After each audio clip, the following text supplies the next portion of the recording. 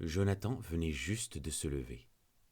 Il avait mis ses pantoufles et son peignoir de bain afin de se rendre comme chaque matin avant de se raser au WC de l'étage. Avant d'ouvrir la porte, il y appliqua son oreille pour s'assurer qu'il n'entendait personne dans le couloir. Il n'aimait pas rencontrer des voisins, et surtout pas en pyjama et en peignoir, et encore moins sur le chemin des WC. Trouver les toilettes occupées eût déjà été passablement déplaisant, mais ce qui était proprement atroce, c'était l'idée de se heurter à un autre locataire devant les toilettes. Une seule fois, cela lui était arrivé. Dans l'été 1959, voilà 25 ans, et il frémissait rien que d'y repenser. Cette frayeur simultanée à la vue de l'autre, cette perte simultanée de l'anonymat dans une entreprise qui précisément exigeait l'anonymat, cette façon simultanée de battre en retraite et d'avancer à nouveau, ce bredouillement simultané de politesse, je vous en prie, après vous, mais non, après vous, monsieur, j'ai tout le temps, non, vous d'abord, j'insiste, et tout cela en pyjama. Non.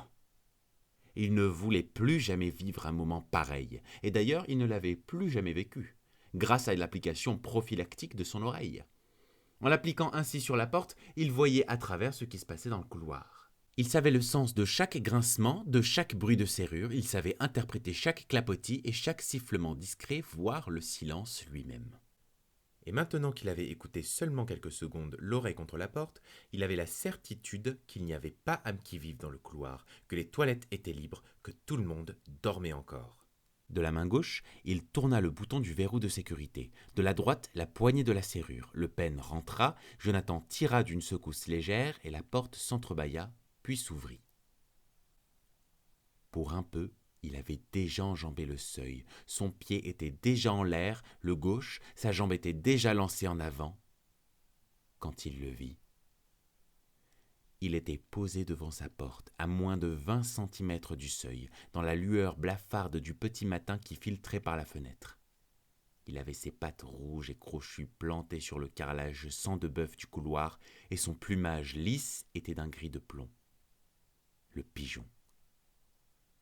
Il avait penché sa tête de côté et fixé Jonathan de son œil gauche. Cet œil, un petit disque rond, brun avec un point noir au centre, était effrayant à voir.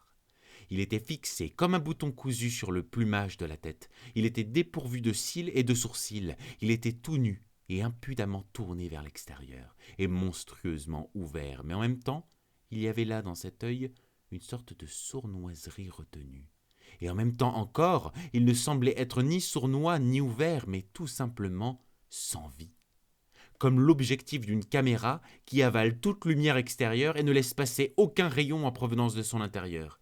Il n'y avait pas d'éclat, pas de lueur dans cet œil, pas la moindre étincelle de vie. C'était un œil sans regard.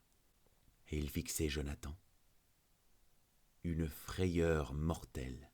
C'est sans doute ainsi qu'après coup il aurait décrit ce moment, mais ce n'eût pas été juste, car la frayeur ne vint que plus tard.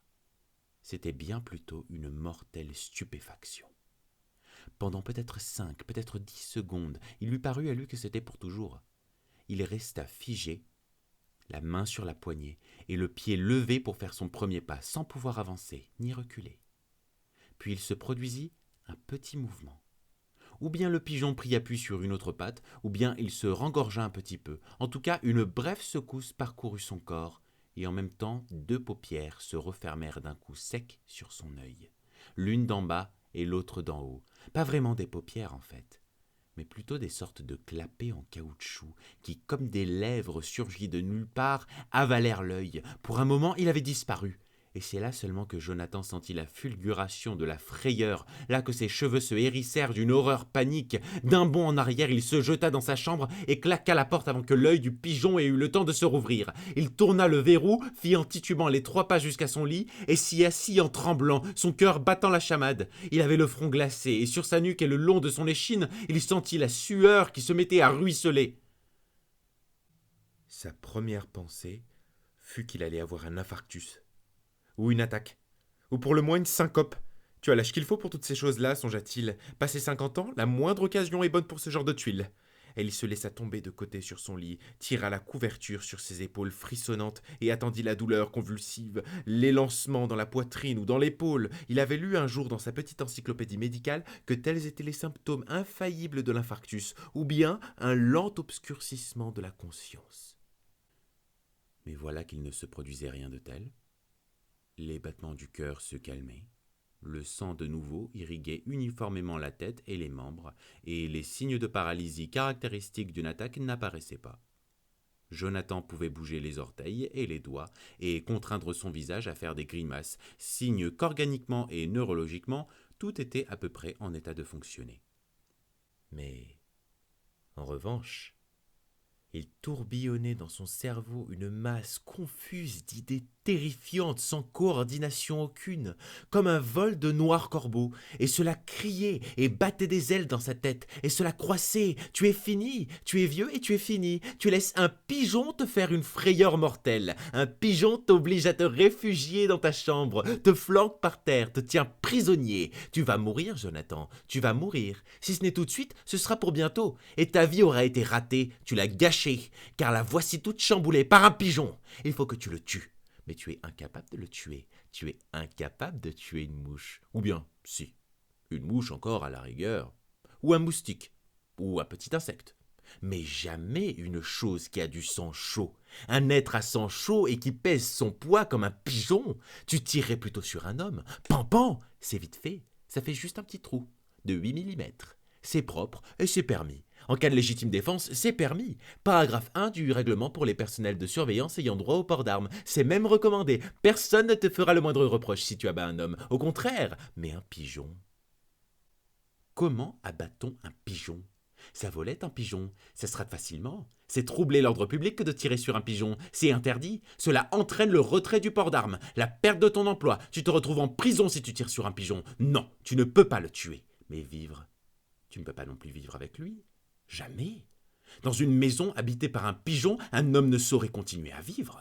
Un pigeon, c'est le chaos et l'anarchie en personne. Ça voltige en tous sens de façon imprévisible. Ça s'agrippe et ça vous pique les yeux, un pigeon. Ça salit sans arrêt et ça dégage une nuée de bactéries pernicieuses et de virus de la méningite. Ça ne reste pas seul, un pigeon. Ça en attire d'autres. Ça s'accouple et ça se reproduit à une vitesse folle. Tu vas être assiégé par une armée de pigeons. Tu ne pourras plus quitter ta chambre. Tu mourras de faim. Tu seras asphyxié par tes excréments. Tu seras forcé de te jeter par la fenêtre et tu iras te fracasser sur le trottoir. Non, tu seras trop lâche. Tu resteras enfermé dans ta chambre et tu crieras au secours. Tu crieras qu'on appelle les pompiers pour qu'ils viennent avec des échelles et qu'ils te sauvent d'un pigeon. D'un pigeon! Tu seras la risée de l'immeuble, la risée de tout le quartier. On s'exclamera « Regardez, Monsieur Noël !» et on te montrera du doigt « Regardez, Monsieur Noël a besoin qu'on vienne à son secours à cause d'un pigeon !» et on te mettra dans une clinique psychiatrique. Oh, Jonathan, Jonathan, ta situation est désespérée. Tu es perdu, Jonathan. Voilà les cris et les croissements qui retentissaient dans sa tête, et Jonathan en était si désorienté et si désespéré qu'il fit une chose qu'il n'avait plus faite depuis ses années d'enfance. Dans sa détresse, il joignit les mains et pria.